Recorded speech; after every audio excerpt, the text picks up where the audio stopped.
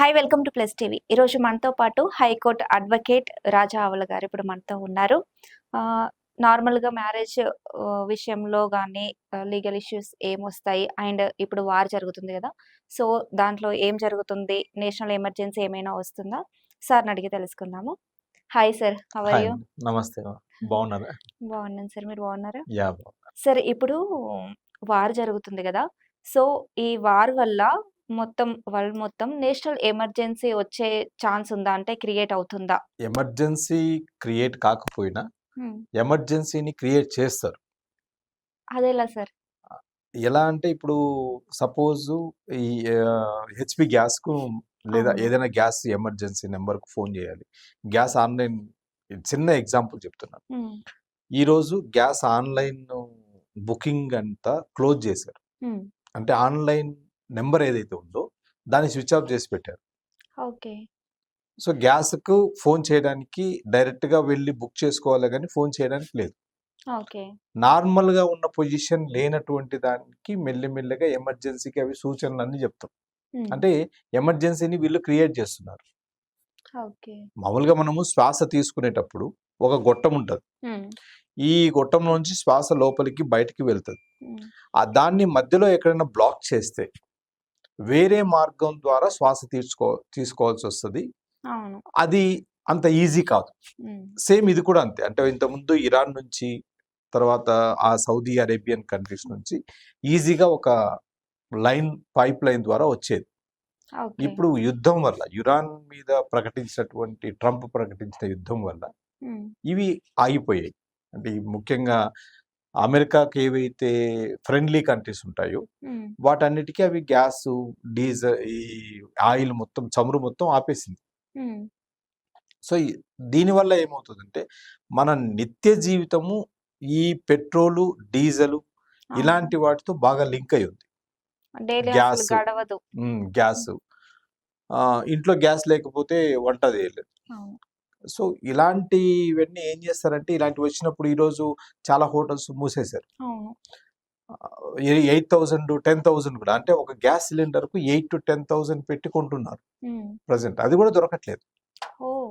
కొంతమంది హోటల్స్ కూడా మూసేస్తున్నారు. హ్మ్. ఇదంతా సిగ్నల్ ఏంటి అంటే, డెఫినెట్లీ ఎమర్జెన్సీ ఇంకా కొద్ది రోజులు ఇలాగే జరిగితే హ్మ్. ఎమర్జెన్సీ సిచ్యుయేషన్స్ వస్తాయి అనేది. మామూలుగా దొరుకుతున్నా కూడా కొంతమంది ఏం చేస్తారంటే, అవసరం లేకపోయినా స్టోర్ పెట్టుకుంటారు భయపడి. అవును.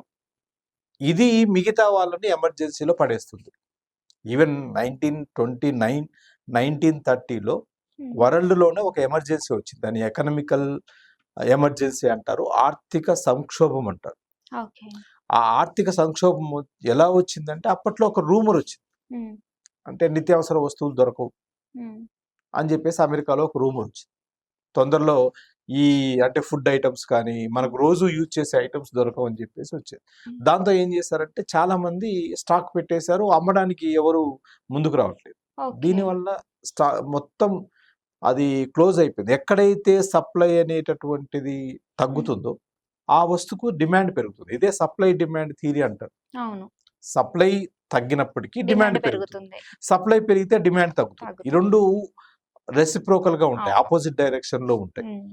ఇప్పుడు సప్లై ఏదైతే తగ్గుతూ ఉంటుంది. మెయిన్‌గా సప్లై తగ్గేది ఇప్పుడు గ్యాస్, హ్మ్. ఈ పెట్రోలు, డీజిల్ అవును. ఇదంతా చమురు వల్ల. హ్మ్. చమురు వల్ల ఇవి తగ్గుతూ వస్తాయి. దీన్ని మనం ఆహ్, ఫుల్‌ఫిల్ చేయాలి అంటే ఒక 10-15 ఇయర్స్ వరకు మనకు ఎలాంటి ప్రాబ్లము రాకుండా, హ్మ్. 10-15 ఇయర్స్ వరకు ఏం జరిగినా రాకుండా ముందే ఇవన్నీ చూసుకొనుండాలి. రెండోది, అవును. ట్రంప్‌కు, ఇండియాకు మోడీకి కొంత రిలేషన్ బాగుంది అని చెప్తున్నారు కాబట్టి, అవును. ముందే ఇక్కడ సిగ్నల్ వచ్చుంటుంది. హ్మ్.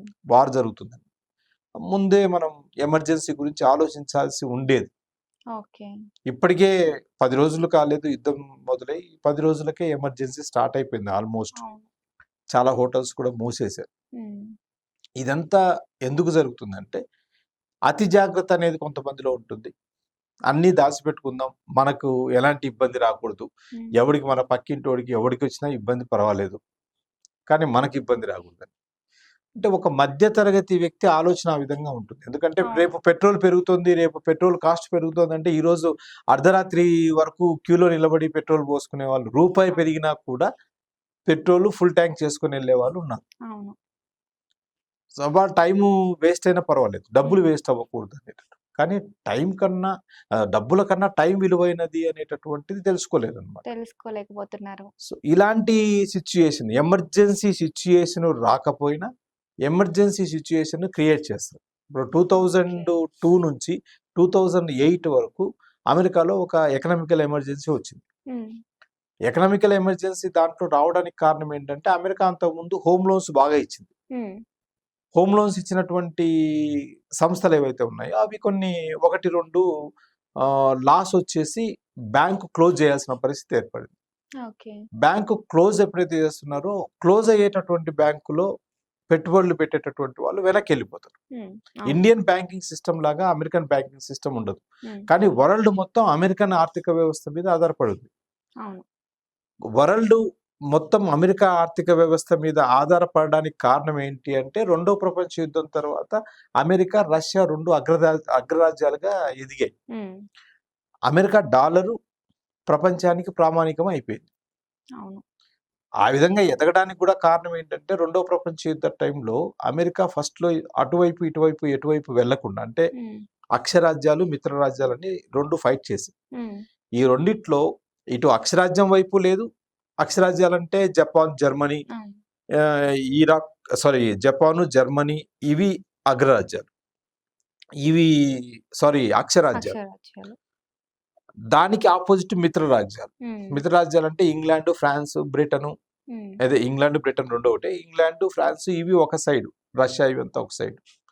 జర్మనీ, జపాన్ హ్మ్. అవన్నీ ఒక సైడు. ఈ రెండిటికి మధ్య యుద్ధం జరిగినప్పుడు అటువైపు, ఇటువైపు ఫస్ట్‌లో లేదు America. Cash and carry method follow అయింది. హ్మ్. అంటే అమెరికా దగ్గర అణుబాంబులు బాగున్నాయి. ఓకే. బాంబ్స్ బాగున్నాయి. హ్మ్. సో, బాంబ్స్‌ను ఎవరు క్యాష్ ఇస్తే బాంబుల వాళ్ళు వాళ్ళకిచ్చేసింది. అలా ఓకే. కూడా డబ్బులు సంపాదించింది. అమెరికాలో ఇంకోటేంటంటే అమెరికాలో గోల్డ్ నిల్వలు ఎక్కువగా ఉంటాయి. హ్మ్. అమెరికాలో ఉన్నటువంటి ఖనిజ నిల్వలు, అమెరికాలో ఉన్నటువంటి సంపద ఎక్కువగా ఉండడం వల్ల అది ధనిక రాజ్యమైంది. కానీ హ్మ్. అమెరికాలో ఉన్నటువంటి వాళ్ళని చూస్తే యూరోపియన్స్ అక్కడ ఎక్కువ మంది ఉంటారు. ఓహ్! వలసపోయినటువంటి వాళ్ళు అమెరికా సొంత ఓన్ అమెరికన్స్, నేటివ్ అమెరికన్స్ చాలా తక్కువ మంది ఉంటారు. ఓకే. యూరోపియన్స్ ఇతర దేశాల మంది ఎక్కువ మంది ఉంటారు. వీళ్ళు గ్రీన్ కార్డ్ వచ్చిందంటే ఇంక అక్కడి నుంచి అవును. సెటిల్ అయిపోయినట్టు అమెరికన్ అక్కడే. సిటిజన్ అయినట్లు లెక్క. హ్మ్. సో, లైక్ దట్ అమెరికాలో ఆ విధంగా డిమాండ్ అమెరికా పెంచుకుంది. హ్మ్. ఏదైనా సరే ఇప్పుడు మనిషి అయినా సరే వాడి అవును. డిమాండ్ పెంచుకోవాలంటే వాడే పెంచుకోవాలి. వేరే ఎవరో పెంచరు. అవును. వాడి డిమాండ్‌ను వాడే పెంచుకోవాలి. వాడి డిమాండ్‌ను పెంచుకోవడానికి ఏవైతే చుట్టుపక్కల వాతావరణం ఉంటుందో, ఆ వాతావరణాన్ని క్రియేట్ చేసుకోవాలి. అవును. అమెరికా కూడా అలాగే వాతావరణాన్ని క్రియేట్ చేసుకొని అది ఒక అగ్రరాజ్యంగా ఎదిగింది. ఓకే. తర్వాత అమెరికాకు, రష్యాకు మధ్య ఒక ప్రచన్న యుద్ధం లాంటిది జరిగింది. హ్మ్. ప్రచన్న యుద్ధం అంటే డైరెక్ట్‌గా యుద్ధం కాదు. 2 ఇండైరెక్ట్‌గా. దేశాలకు మధ్య హ్మ్. అంటే ఆ దేశాన్ని నాశనం చేయడానికి ఈ దేశం, ఈ దేశాన్ని నాశనం చేయడానికి ఆ దేశం వ్యూహాలు పన్నుతుంది. యుద్ధం చేయదు. హ్మ్. రష్యాని నాశనం చేయడానికి అప్పట్లో ఒసామా బిన్ లాడెన్‌ను అమెరికా తయారు అవును. చేసిందని చెప్తూ ఉంటారు. హ్మ్. తర్వాత ఎప్పుడైతే 1991లో మొత్తం రష్యా ఒక 15 భాగాలుగా విడిపోయింది. అప్పుడు హ్మ్. యుఎస్ఎస్ఆర్ ఉండేది. పవర్‌ఫుల్‌గా ఉండేది. అవును. 1991 తర్వాత గోర్బచేవ్ ఉన్నప్పుడు రష్యా ముక్కలైపోయింది. హ్మ్. ముక్కలైపోయినటువంటి దాంతో ఇంగా ఈ సామ్యవాదము, సోషలిజం ఇదంతా తగ్గిపోయింది రష్యాలో. హ్మ్. కొన్ని ఏవైతే ఎక్కువగా నిల్వలున్నాయో, ఎక్కువగా ఖనిజ సంపద అయితే ఉక్రెయిన్ లాంటివి హ్మ్. బయటకొచ్చాయి. రష్యా నుంచి బయటకొచ్చాయి. కాబట్టి ఓకే. రష్యా ఆర్థిక వ్యవస్థ దెబ్బతింది. రష్యా కొంచెం డౌన్ అయిపోయింది. Okay. So, America unipolar country అయిపోయింది. హ్మ్. ఏకధ్రువ ప్రపంచం అంటారు. అవును. అది ఏది శాసిస్తే అదే అదే జరిగే ఇంకా. లెవెల్‌కు అమెరికా ఎళ్ళిపోయింది. హ్మ్.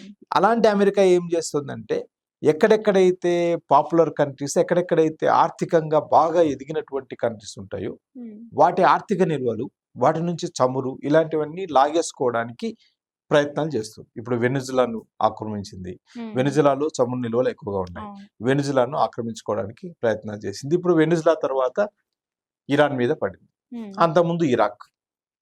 అవును. అమెరికాలో కూడా ప్రతిసారి యుద్ధాలు జరగవు. అమెరికా ప్రతిసారి యుద్ధం చెయ్యదు. హ్మ్. అమెరికాలో 2 పార్టీలు మేజర్‌గా ఉంటాయి. ఒకటి డెమోక్రటిక్, హ్మ్. ఇంకోటి రిపబ్లిక్. ఓకే. డెమోక్రటిక్ పార్టీ ఉన్నప్పుడు యుద్ధాలు జరగవు. హ్మ్. డెమోక్రటిక్ పార్టీ లిబరల్ వ్యూలో వెళ్తుంది. రిపబ్లికన్ పార్టీ వాళ్ళొచ్చినప్పుడు హ్మ్. యుద్ధాలు మొదలవుతాయి. జార్జ్ బుష్ గాని, హ్మ్. ఇప్పుడు ఈ ట్రంప్ గాని వీళ్ళంతా ఏంటంటే రిపబ్లికన్ పార్టీ వాళ్ళు. ఓకే. వీళ్ళలో ఎక్కువగా ఇంపీరియలిజం ఎక్కువ అనేది ఉంటుంది. హ్మ్. సో, ఆ విధంగా దేశాలను ఆక్రమించాలి. దేశాలను ఆక్రమించి వీళ్ళ ఆర్థిక వ్యవస్థను బలోపేతం చేసుకోవాలి. హ్మ్. వీళ్ళ ఆర్థిక వ్యవస్థను బలోపేతం చేసుకుంటే ప్రపంచంలో ఎదురులేని శక్తిగా నిలుస్తుందన్నమాట. ఎప్పుడైతే ఎదురులేని శక్తిగా నిలుస్తుందో దాన్ని ఎవరు ఇంకేం చేయలేరు. అవును. ఏదైనా డబ్బుతో ఈ ప్రపంచంలో ఏదైనా చేయొచ్చు అనేటటువంటిది ఒకటి క్రియేట్ అయిపోయింది ప్రస్తుత అవును. సమాజం. అవును. కాబట్టి ధనిక రాజ్యంగా ఎదగడం, అగ్రరాజ్యంగా ఎదగడం, వేరే దేశాన్ని ఆక్రమించడం ఇవన్నీ అమెరికాకు సర్వసాధారణం అయిపోయాయి. ఆ అమెరికా చేస్తున్నటువంటి ఇలాంటి వాటి వల్ల ప్రపంచం మొత్తం హ్మ్. బాధపడుతుంది. ఈరోజు emergency, national emergency, economical emergency create అవ్వడానికి స్కోప్ ప్రస్తుతానికైతే లేదు. హ్మ్. కానీ యుద్ధం కొన్ని నెలల పాటు కొనసాగితే ఖచ్చితంగా ఎకనామికల్ ఎమర్జెన్సీ అనేది వస్తుంది. ఇచ్చే అవకాశం ఉంది. ఓకే. నేషనల్ ఎమర్జెన్సీ లేకపోయినా హ్మ్. ఎకనామికల్ అంటే ఆర్థిక ఎమర్జెన్సీ వస్తుంది. ఓకే. దీన్ని అందరూ ఏంటంటే ముందే గమనించి హ్మ్. కొంచెం నిల్వలు ఏవైతే ఉన్నాయో వాటిని ఎక్కువగా వృధా చేయకుండా, గ్యాస్ ఎక్కువగా వాడకుండా, ఎలక్ట్రికల్ స్టవ్స్ ఇప్పుడు కొనాలన్నా దొరకట్లేదు. అవును. స్టాక్ అయిపోయింది. అన్ని చోట్ల స్టవ్‌లు కూడా స్టాక్ అయిపోయింది. ఓకే. స్టాక్ క్లోజ్ చేశారు. ఇంక ఇలాంటి దాన్నేదో అంటారు కదా! Induction stove. హ్మ్. ఇండక్షన్ స్టవ్‌లు ఇలాంటివన్నీ అయిపోయాయి. హ్మ్. గోబర్ గ్యాస్ పల్లెల్లో అయితే గోబర్ గ్యాస్ ఇక కట్టెల మీద అవును. చేసుకోవడం ఇలాంటివి మళ్ళీ వచ్చే అవకాశాలు ఉన్నాయి. So, okay. ఏదేమైనా ఈ నిల్వలు ఏవైతే ఉన్నాయో వాటిని కాపాడుకోవాల్సిన బాధ్యత అందరి మీద ఉంది. Okay sir.